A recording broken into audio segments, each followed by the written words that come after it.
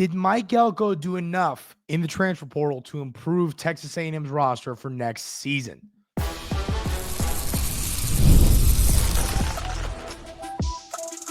You are Locked On Aggies, your daily podcast on the Texas A&M Aggies, part of the Locked On Podcast Network, your team every day.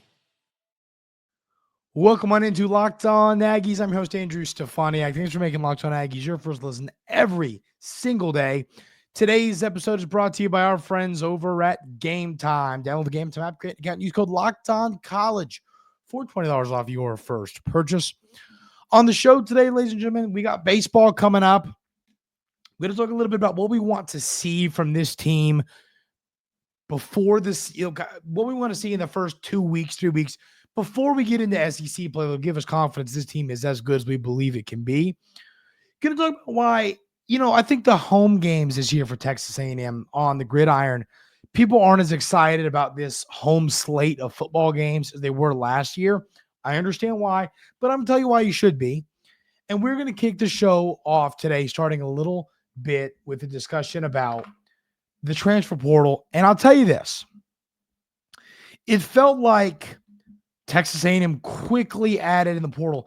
And obviously, all you have to do is enter the portal. I mean, we're at a point now where players could still come here if they want to, but, the portal's died down. And I'm saying those are already in the portal. But I just kind of had a feeling 3 weeks ago, 2 or 3 weeks ago, that you were going to see the coaching staff do some more in the portal. So what I want to talk about is what is going on with the portal. Did we do enough? Do we need to do more? And kind of where we're sitting at. So when last season ended for Texas A&M, it was very evident knowing who we were likely going to lose to the NFL and then just the different positions that we felt there were some underperformers, players that didn't perform quite up to expectations. Felt like knowing this, the spots that Texas A&M had to go add players were receiver, defensive line, both inside and outside, and then secondary. Now, I feel like for the most part, Texas A&M did that. But I also don't know if Coach Elko brought in enough at some of these positions. So let's deep dive into it. You look at receiver was a massive concern for this team in the offseason. You bring in Jonah Wilson from Houston. You bring in Casey Concepcion from NC State. You bring in Mario Craver from Mississippi State. Obviously, at one point you brought in Mike Hudson, but we still don't know what's going on there. So we'll pretend like right now you've got Craver, you've got Concepcion, and Wilson. And, I would have felt a lot better. Obviously, there's still world where Hudson, I guess, could be a part of this team. I haven't heard any kind of updates on that, but you're assuming he's not. I would have liked to maybe have another receiver on this roster, knowing that you're kind of in a spot where you need more production. And I do think that finding out that Jerome Miles, his injury, he's going to be good to go for next year helps a little bit because as I talked about on yesterday's show, I think he's going to play some significant snaps as a true freshman. So receiver, you could have talked me into go and get one more guy, but I also think there's some guys in Bethel Roman who's going to play some significant snaps. You still got some other guys on the roster that could help you. But I think for the most part, Craver, Concepcion, and Miles, Terry Bossy, and Wilson are going to be the guys out there playing a lot of snaps in receiver. So I think a great Concepcion, here's my opinion on Concepcion. I think he's going to be damn good. I think Casey Concepcion is going to be one of the best receivers in the SEC. I think he's going to be an NFL draft pick. I think he's going to be a star player for the Aggies next season. But, is there enough around him? I think that Bussy's going to take a big step. I think that, for the most part, you have done a great job bringing in what you needed in the receiver room. But I do think you could have gone and got another player or two there. The secondary, of course, bringing in Julian Humphrey from Georgia, a guy who started the year as a starter and kind of got benched, but we still believe there's upside in him. We believe he's going to kind of dialed in. And then, of course, bringing in Shaw from Washington. I think that he now becomes a player that is going to come in. I think Jordan Shaw is going to come in, and he's going to really quickly help you, potentially play in that slot corner. Two guys that have in Humphrey and Shaw that have played a significant amount of snaps, obviously at big time schools, Washington and Georgia. They both played in, some significant, obviously Shaw played in a playoff, and so did Humphrey. So you've seen some guys play a lot of big time snaps that you brought in this secondary. I would have still liked to see you go get some more players in the secondary. I think it's good that you're bringing in a couple transfers. You got a great class of freshmen. You got, what was it? 4 top 250 corners coming in. You've got a lot of good corners coming in. You got a good safety coming in. You've done a good job in the secondary with this class, but are those guys going to be ready to play as freshmen? I wouldn't have hated to see you go get a few more players in the secondary.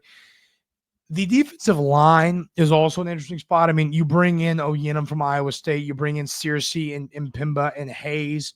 You bring in 4 players that are going to go on your defensive line, but 3 of them are those guys that are going to come in and play that edge. And, you've already got a guy in Cassius Howell who's going to be a great edge rusher for you. So I think you needed more interior guys. And, I just don't think you're not throwing Searcy on the inside or Mpimba or Hayes.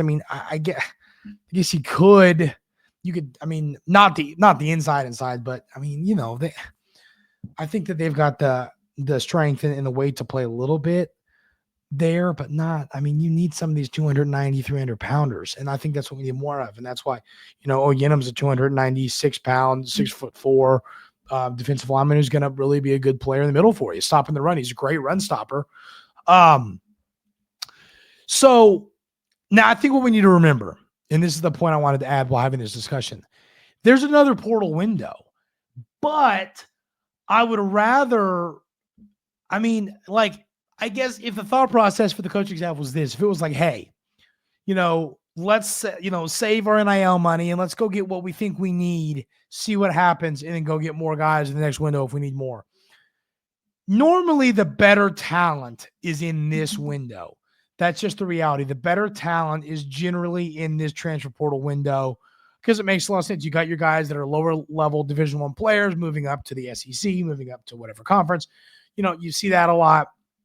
You see some of your guys that maybe they're looking for NIL money, whatever the reality is. This is your the better crop of elite players in the portal. The next window, there's going to be some diamonds in the rough and some good players there, but it's not going to be per capita as great as this window is. So, to me, I'm a big believer right now that we need to see what happens with what you've brought in via the portal right now. I think that you're going to see, I still believe that you're going to see this staff go get some more players in the portal when the next portal comes around. I just think that's going to happen. I think you're going to see more guys come in the next window. I'm not fully buying that they really, kind of hit everything on the head that they wanted. I think that there's more for this staff to go get. They did a good job shoring up that tight end room, bringing in Nye Black and Mike Riley and Nate Borgature. Happy with that. I think that room is pretty secure, but I also wouldn't hate the linebacker. I think he did a good job going to get Jacob Zeno, a quarterback that's going to come in and back up Marcel Reed. And he's going to be a guy that is a veteran presence, can help you out if Reed were to get banged up. And it's great to have that. But I still think you need a little bit more on the defensive line. I think you need a little bit more in the secondary. I think you might need one more receiver. Now, I could be wrong, and these positions could be in a good spot, and we'll find that out in the spring. But that's the good news. If I am right and you do need some more players at some of these positions, you are going to see them get shored up in the transfer portal in the next window. So that is the exciting news, I guess, right now about the portal and this window. So I think that I'm very happy with the job that Coach Elko did in the portal. I think it was a real quality over quantity type of thing, but I think there's going to be some more quantity down the road. I think they're going to see him go get some more players. Texas A&M, their home games they don't jump off the page at you this year like a Notre Dame and an LSU and a Texas. but there's still going to be some really good football games played at Kyle Field this year. I'm going to tell you why I think it's an underrated home slate for the Aggies, and we'll do that coming up right here on Locked On Aggies. But first, I got to tell you about our wonderful friends over at Game Time. Those of you everydayers here at Locked On Aggies know that I absolutely love the Game Time app. I talk about it all the time. Going to a basketball game next week in Nashville with my dad. Got tickets to that on Game Time. Going to a concert with my mom in Atlanta. Got tickets on Game Time. Going every single event that I go to with where I'm buying a ticket, I am always buying said tickets on Game Time. I've got all my family members doing it. Everybody is bought in to the everybody is really fired up about Game Time in my family. Everybody uses it. It is the best place to go buy tickets to whatever you want to buy tickets to. You all are going to want to go check it out. I promise that. Ready to make the next event even better? Download the Game Time app, create an account, use code LOCKEDONCollege for $20 off your first purchase. Use Locked On College for $20 off your first purchase. Terms apply. Again, that's code Locked On College for $20 off. Download Game Time today. Last minute tickets, lowest prices guaranteed.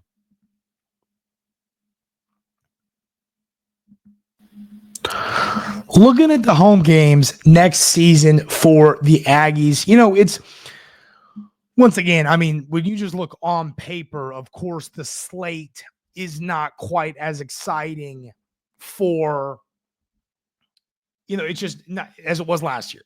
LSU at home, Texas at home, of course, Notre Dame at home, Missouri at home. It was a really exciting slate of home games for the Aggies. And now, it's kind of in a spot where the games might not on paper look as exciting, but I believe that they are going to end up being as exciting. You just look at it. You look at the schedule here. You're going to host the Auburn Tigers. That's your first, kind of big time home game. I don't know if I'd call Utah State a big time home game. You're going to host Auburn on September 27th. You're going to host Mississippi State on October 4th. You're going to host Florida on October 11th. And then you're going to host South Carolina on November 15th. So, I think that this slate of home games for the Aggies is kind of in an interesting spot where, it's in a spot where I think that there's a lot of good games that are going to happen. They're just not as right now. The offseason hype around some of these games is not going to be there. I still think that there's a lot of good games that are going to happen. Florida, I'll tell you this, and I've talked about this. I believe in this. I think that DJ Lagway and the Florida Gators are going to be really good this season. I'm just kind of bought in to who DJ Lagway is as a quarterback. I think he's going to have a spectacular season. I think that he's going to be really darn good. Auburn's in a spot, they went and got Arnold from Oklahoma. I saw they had another quarterback and they've got a 5-star freshman quarterback. They're in a spot with all the talent around them where I think they're an underrated team. And then South Carolina has the makings of that preseason kind of darling, where we keep hearing how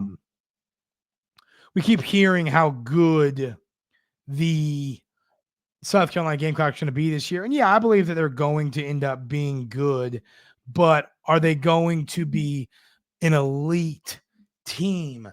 That is where I'm not entirely sure how good they're going to be. I think that they're going to end up being one of those teams that's a tad bit overrated, where I think they're a good football team, but are they as good as they're going to be rated? But think of those quarterbacks. You got Lenore Sellers, who I think is a darn good player. You've got DJ Lagway coming into town. You've got Mississippi State coming to town. That's the one home SEC game that I don't think is going to have a ton of excitement around it because I just don't think they're going to be very good.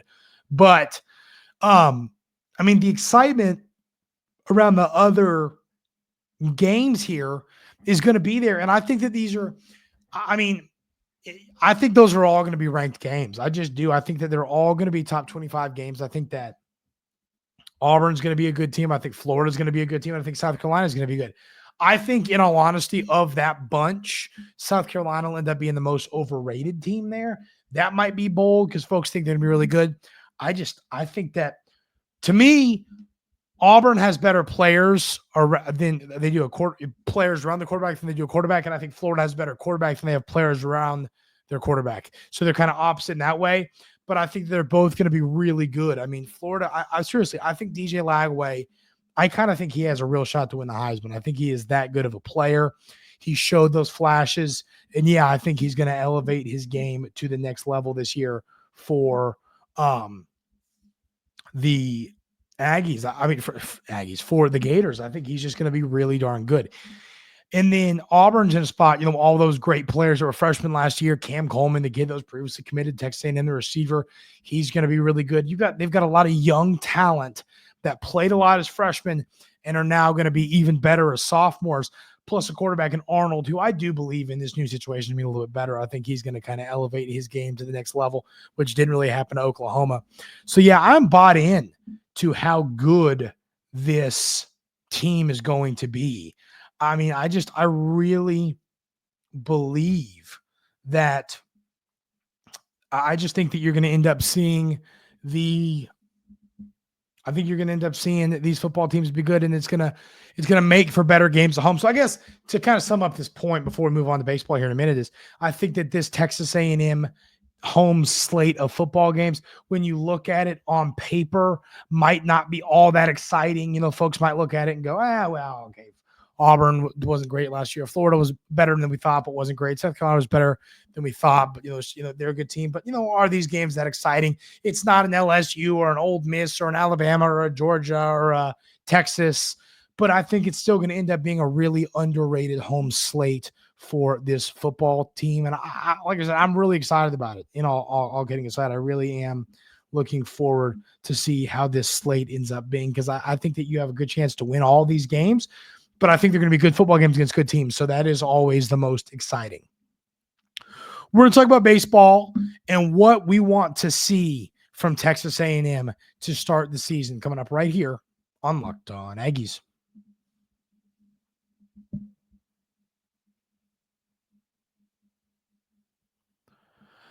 So the baseball season is coming up for Texas A&M. Of course, opening day is coming up here soon. You're going to see, I believe it's Valentine's Day, right? Yeah. You're going to play Elon on Valentine's Day. And I mean, so once again, baseball, I like to reiterate that, baseball, I played in college. Baseball is kind of my big thing. So I love talking about Texas A&M baseball. Looking at the start of the season, you're going to play Elon, you're going to play Cal Poly, you're going to play Arizona and Oklahoma State and Rice and some of these teams in that the College Classic at the in Houston. Then you're going to play kick it off with Alabama to open up SEC play, and I think that for me, what you want to see, if you're a fan of a baseball team, what you're going to want to see early in the season is a bit of, I'd say, proof that this team has what it takes to be really good. And what it takes to be really good to me is a lineup that hits for average, hits for power, clutch hits, timely hits, gets on base. You need to see those things. Texas A&M had a lot of home runs last year, a lot of doubles. They got on base a lot. They got a lot of clutch hits.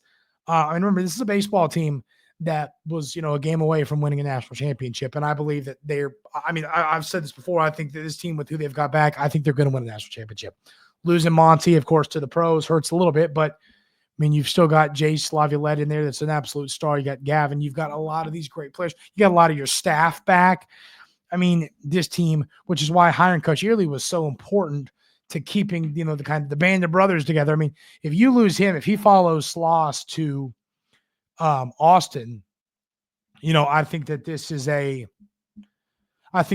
really different situation right now. I think that we still have a good baseball team because, we're just a good program. But at the same time, I also kind of look at it and say to myself, how good could we be? So I think the big series for this team is the series, and it's in Austin against the Longhorns coming up on April 25th, 26th, and 27th. I mean, that is just going to be an absolute fun series of baseball. And I think if you're Texas A&M, you want to go and you want to sweep them. I think you want to go and prove a point and say, we don't need you, man. Get on out of here. See ya. So the pitching staff, you want to see, losing Cortez, your guy that throws about 952 miles per hour, you're losing a lot of, you did lose a lot of good players, but you also held on to a lot of good players, and you did a heck of a job in the portal. So I think what I want to see from this team is I want to see continuous throwing strikes on the mound and great off speed. Filling up the zone's big for me. Don't walk people. No free bases. No walks. No hit by pitches. Fill up the zone. Make them hit it. At the plate, you want to see discipline. You want to see guys take until they get their pitch. You want to see driving the ball into gaps. You want to see stuff like this. And then fielding, you want to field the ball well. You want to be sound defensively. Make the routine plays. The routine plays are way more important than making the exceptional plays. You always want to make the routine plays. So I think that is what I want to see kind of early in the season for the Aggies. I think that this is the best team in college baseball, in my opinion, for a good reason. I think you've got J.C. Laviolette, who's going to be a future MLB star. You've got a really darn good baseball team here. But it's just, you want to see it. We can talk about it. We can look at it on paper, but we want to see it prove that it is, in fact, a really good baseball team. So I'm really excited for opening day coming up on Valentine's Day. It's going to be a lot of fun to break down that series, break down these games. A lot of fun baseball coming up this year for the Aggies. That is going to do it for today's episode of Locked On Aggies. Thank y'all so much for being here every single day. I really do appreciate it. Hey, if you haven't already, hit that subscribe button on YouTube. That helps the show a ton, helps me out a ton. If you're listening on a podcast platform, leave the show a 5-star review. All of that helps me out and helps the show out a ton. Hope everyone has a great rest of their day today, and we will see y'all tomorrow right here on Locked On Aggies.